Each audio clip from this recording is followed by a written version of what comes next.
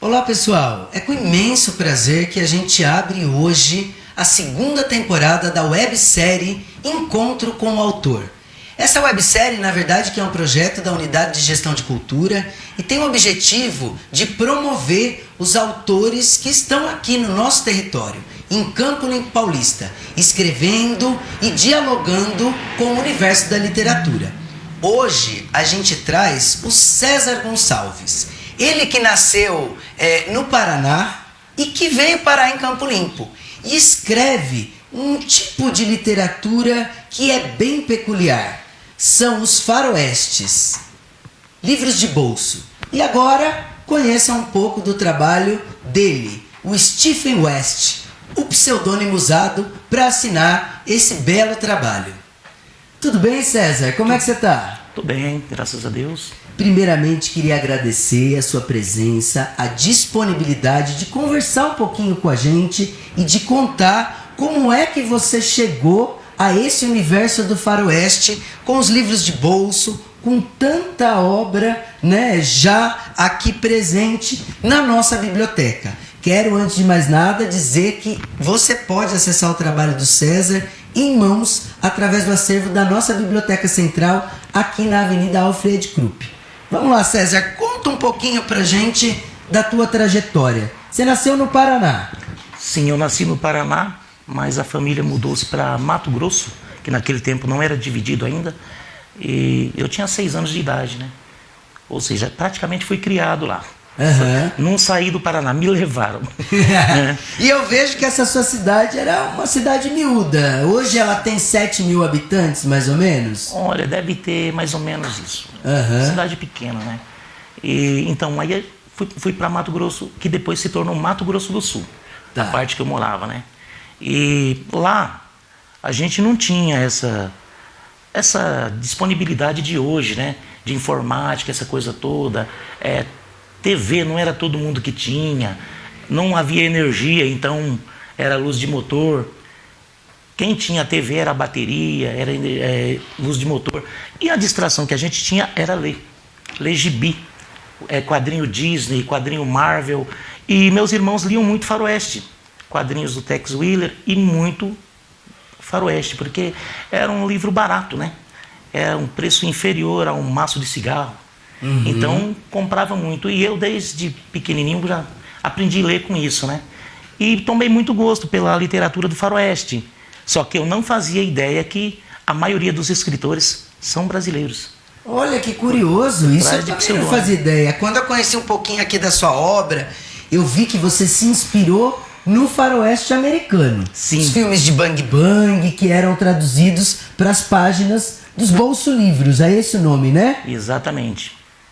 Então, só no final, aliás, no início dos anos 90, que eu vim a descobrir que a maioria dos livros eram escritos por brasileiros que se escondiam atrás de pseudônimos, porque era uma escolha das editoras, por motivo mercadológico, né? Sim, e aí você via o nome aqui em inglês e tal, e imaginava que também era do mundo americano, do universo americano. Inclusive, vale ressaltar que um brasileiro é recordista. Que legal. José Carlos Inouye, ele é recordista em escrever livros de bolso. Ou seja, é o cara que mais publicou livro de bolso no mundo. Exatamente. No gênero faroeste. Tá no Guinness. Que legal. E ele é da onde? Ele é de São Paulo. Agora, ultimamente, eu não sei onde ele está morando. Eu não tenho muita informação. Mas ele era formado em medicina e desistiu da medicina para se tornar escritor. Olha que curioso. E ele escrevia muito, ele trabalhava para mais de uma editora, né? Depois, com o tempo, eu vim a descobrir que Tony Carson é Antônio Ribeiro, o Inouye usava muitos pseudônimos. Depois que a gente vem a descobrir. E eu só vim a saber quando comprei um livro de bolso da Nova Leitura e estava lá. Chumbo Mortal, Peter Bravos. Na hora que abri, dentro estava Peter Bravos e entre parênteses, pseudonímio de Júlio Emílio Braz. Aí você foi entender o que era o pseudônimo. Exatamente. Eu falei, então tem brasileiro que escreve, rapaz. Isso te animou, isso te inspirou. Aí deu aquela ideia de escrever, né? E acabei escrevendo um livro, entrei em contato com a Publimap e comecei a trabalhar com a Publimap. Depois passei para a EDC, só que eu já peguei o final dessa era do livro de bolso, né? Vendia muito, né? Vendia muito, Mas chegou uma época que... E a tua primeira publicação, pelo que eu entendi da tua história, foi em 1991. Isso. E aí já estava a decadência, né, desse gênero que era o bolso livro faroeste. Exatamente, já estava se encaminhando para o final, né? Que foi a Rota Suicida e depois, é isso? Isso, Rota Suicida, depois veio Os Condenados, veio Rancho Vermelho, veio tudo isso que a gente tem aqui. Isso. Você quer mostrar um pouquinho? Sim. E falar para o pessoal os temas e o seu pseudônimo que a gente já apresentou, isso. Mas dizer, né? Eles passaram por etapas de escrita diferentes, sim, por editoras diferentes. Exatamente. Então, se você puder apresentar um pouquinho, acho que o pessoal lá em casa está curioso. E aí você apresenta para essa câmera por quê? Todos esses exemplares nós temos no Centro Cultural, na nossa Biblioteca Central. Fica à vontade, César. Rota Suicida foi o primeiro que eu escrevi. Aí depois veio Os Condenados, né? Os Matadores, todos esses pela Publimap, né? Porém, o editor com quem eu trabalhava, ele teve doente e ficou afastado um tempo e transferiu-se depois para outra editora, né? Que é o Rancho Vermelho. Então eu usei vários pseudônimos. Jeff Gunn. Ah, você trocou de pseudônimo Alfonso no decorrer. Neves, isso. Houve vários pseudônimos. Juan Huertano também. Isso é para deixar o leitor maluco, né? E eu também, porque aqui, ó, saiu com o pseudônimo Juan Huertano e dentro tava o que eu queria, que era Stephen West. Porque eu queria esse pseudônimo, mas o editor fazia muita atrapalhada. Aí, até pseudônimo feminino ele colocou. Mas olha, eu imagino, porque se até o nome das pessoas eram trocados no cartório antigamente, né? Por exemplo, o meu nome é Jean. Não era para ser com J, minha mãe queria que fosse com G. Giancarlo, tudo junto. E aí virou uma coisa atrapalhada, assim, sabe? Então, antigamente era muito comum esse tipo de coisa, né? Então, eu escolhi esse pseudônimo Stephen West porque eu gosto muito de Stephen King. Imaginei. Aquele mestre do horror e da fantasia. Sim. E eu lia também muito Morris West, tá, um escritor australiano. Aí peguei um nome de cada, como combinava com Faroeste, né? Então Stephen West, exatamente. Aí saiu o livro com o pseudônimo feminino Diana Hills. Os caras tiram até sarro, né? Tá louco, virou mulherzinha aí. Eu falei, não, fazer o quê? O cara colocou... É porque é uma história muito romântica, né? Tá. Ela é faroeste, mas é muito romântica. Vai então... ver que vendia mais se fosse uma escritora. Exatamente, para atrair o público feminino também, né? Tinha entendi, tudo isso aí. Isso é legal. Uma estratégia, né? Sim. Estratégia da editora. Aí, então eu fiquei parado, sem escrever mais. Quando foi o último? De 91 até quando? 94 foi o último meu publicado. Ah, então a produção foi bem firme, porque você conseguiu publicar acho que mais de 5. Não, eu publiquei ao todo, foram 21 livros, se não me engano. 21. Olha, é que não estão todos aqui. Não estão todos aqui. Sim. Então, o 94 foi o último que eu publiquei pela EDC. Então, em 3, 4 anos aí, você publicou mais de 5 por ano. Sim. Legal. Só que tinha escritor que escrevia 2 por dia. Nossa. Tem... Era produção mesmo. Sim, muita produção. E a galera conseguia, nessa época, assim, a gente tá falando da década de 90, né? Quando a imprensa era muito forte, o jornal impresso, os livros, e não tinha todo esse movimento que a gente tem hoje, que a gente já vê até o e-book, né? Hoje a gente lê o livro na tela do celular, inclusive compra. Dava uma grana de direitos autorais? Como é que era isso? Era pouca coisa. Não era mais pela paixão mesmo. Exatamente. Por exemplo, a maioria dos escritores que viviam só disso tinha que escrever muito. Entendi. Tinha que trabalhar para uma ou mais... produção tinha que ser firme. Tinha que trabalhar para uma ou mais editora, ou então escrever demais. Porque não era um valor muito alto, justamente porque era barato o livro. Sim. Então, para gerar um... O lucro era pequeno também. Exatamente. E aí você parou nesse período aí de 91 até 94, estava morando no Mato Grosso, que hoje é Mato Grosso do Sul. Exatamente. Coincidentemente, num município que era divisa do Brasil com Paraguai e Bolívia, é isso? Paraguai.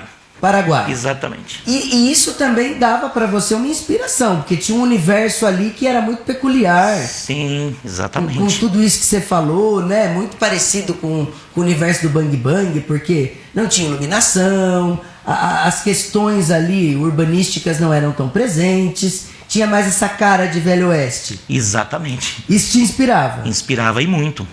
Inclusive tem pessoas, conhecidos meus, parentes, que fazem parte das histórias. Eu imagino. Eu mudei assim, por exemplo, o nome da pessoa para poder encaixar com o gênero, né? Sete Quedas, a cidade que eu morava, tá? Seven Falls. Né? A gente vai chegar aí, porque depois dessa sua pausa, eu tô dizendo porque eu vejo essa analogia presente na tua obra também. Você lançou mais 2, é isso? Isso. Na verdade, esse aqui é reedição. Tá. O Gatilhos em Duelo. Uhum. Esse aqui foi publicado pela editora Ranger do Texas. Que é uma retomada desse projeto do livro de bolso, quase que para uma edição de colecionador, é isso? Exatamente. O Edemar Snorberg, ele entrou em contato comigo. A gente se conheceu através de um clube de bolsa-livros, né? Aí tem o grupo de WhatsApp, e ele entrou em contato comigo e falou, olha, eu estou tentando resgatar o livro de bolso, principalmente com o intuito de revelar os nomes dos brasileiros que escreviam, que ficaram escondidos atrás de pseudônimos. Aí ele me convidou, falou, você não está afim de publicar? Eu falei, vamos, sim. Claro, por que não? Aí entramos nessa jornada aí, né? E ele falou, a gente vai fazer uma tiragem baixa, porque no momento não se vende muito, o pessoal tem outras formas de se distrair, né? Sim. Não é como antigamente. Você entrava num trem e o pessoal estava com o livro na mão. Hoje é celular, né? E aí, para essa coleção de bolso, foi lançado uma e depois outra. Então nós estamos falando de 2 livros de bolso. Exatamente. E aí, nesse momento, você já estava aqui em Campo Limpo. Exatamente. Como que você veio parar em Campo Limpo? Eu vim parar aqui porque o meu irmão já mora aqui há bastante tempo. Meu irmão, meus sobrinhos, né? Eu vinha aqui passear. Entendi. Eu sempre vinha aqui passear, visitar a família, até que em 2006 eu mudei para cá. Eu vim morar aqui. Então já faz um tempo, estamos falando aí sim. de mais de uma década. Exatamente. Quase 2. Eu morei a maior parte do tempo lá em Mato Grosso do Sul mesmo, né? Ali naquela região, fronteira com o Paraguai, até lá em cima, em Corumbá, fronteira com a Bolívia. Por ali eu rodei todo aquele trecho ali. Aquele trecho. E aí, eu só estou pesquisando aqui com você, e aí você falou, né, de Sete Quedas. Eu li esse teu último livro, quer dizer, o penúltimo, porque o último você trouxe hoje. Sim. Né? O primeiro, que são dos Heróis de Pradaria. E aí, coincidentemente, existe um trecho aí que fala de Cleanfield. Cleanfield é Campo Limpo. Nós estamos falando de Campo Limpo, né? Exatamente. Campo Limpo em inglês é Cleanfield. E aí a minha pergunta era justamente essa, mas você já revelou antes. Existe então essas características da sua pessoalidade que são trazidas para esse universo do faroeste com pseudônimos, com terminologias traduzidas para o inglês e etc. Então, você vai alimentando um pouco das suas histórias para o universo aí do inglês, do faroeste e trazendo para o leitor. Exatamente. Eu acho interessante você colocar um pouquinho de realidade na coisa, claro. Você fazer aquela modificação, dar uma roupagem diferente, mas sempre está inspirado ali em alguma coisa. Tem uma camada de ficção, mas tem uma outra camada que é da realidade, que faz parte da tua história, é isso? Exatamente. Legal. E para fechar, eu peguei aqui uma frase que eu li também de um personagem, fala de um deles, que diz: não se resolvem os problemas fugindo deles. Fala um pouquinho pra mim, porque eu entendo também que assim, isso é do personagem, mas deve ter um pouquinho do conceito do autor, de encarar o problema ali de frente. Sim, sim. Você lembra dessa fala? Lembro. Eu acho que tem que enfrentar o problema. Se ele existe, você contornar ou fugir dele, né, não vai adiantar. Você tem que pelo menos tentar, saber se vai resolver ou não. Porque evitar o problema, se ele já está na sua frente, você tem que encarar. E é como o pessoal das histórias faziam, né, do faroeste. Enfrentavam os inimigos, as dificuldades, tudo isso. Então, acho que você tem que ir para cima. E isso traz a tua característica, traz a característica do personagem e também do enredo do faroeste, que era o povo que ia para cima, sim, né? Sim, sim, sim.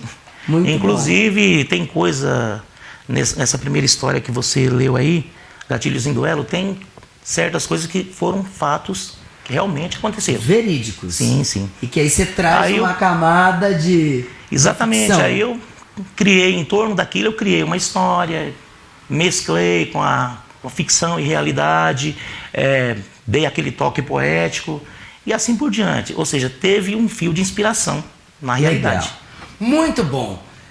César, eu quero agradecer de coração você ter nos procurado. Quero aproveitar e deixar aqui o convite a todos que escrevem, que arriscam o universo da literatura. Nos procurem nas bibliotecas da cidade, no Centro Cultural, porque esse espaço é para vocês. E claro, poder promover isso para o munícipe, para o nosso espectador. E agradecer, lógico, também a minha equipe que ajuda com que tudo isso seja possível.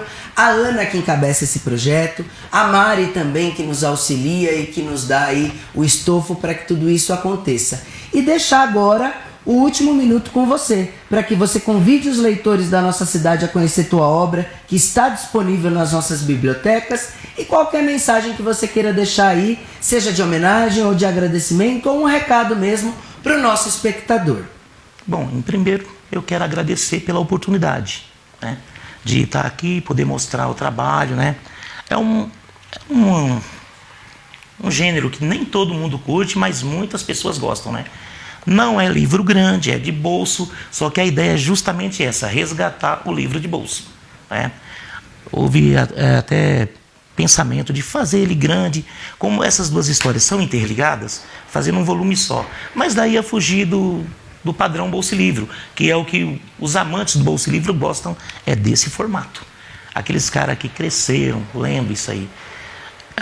E quem quiser entrar em contato comigo para adquirir livro ou conversar sobre o trabalho, né? Tem trabalho que está sendo realizado, estou escrevendo mais, futuramente será publicado, né? A Heróis da Pradaria vai continuar, tá para sair o 3º volume de um outro autor, que vou revelar em breve aí. Assim que tiver, a gente vai apresentar para vocês também na biblioteca. É de um escritor muito famoso, né? Que já ganhou o prêmio Jabuti, é consagrado. Que legal. Né? Então, a Heróis da Pradaria vai seguir em frente, não Muito vai cair bem. do cavalo. Eu quero parabenizá-lo, dizer que nós estamos sempre de portas abertas para que a tua obra esteja presente para os nossos munícipes e, além de tudo, né, deixar aqui o agradecimento a vocês que nos prestigiaram. Desejo sucesso e que a gente consiga aí, numa próxima oportunidade, falar desse livro que vem por aí. Sim, valeu, nossa. César. Obrigado. Obrigado. Obrigado, pessoal.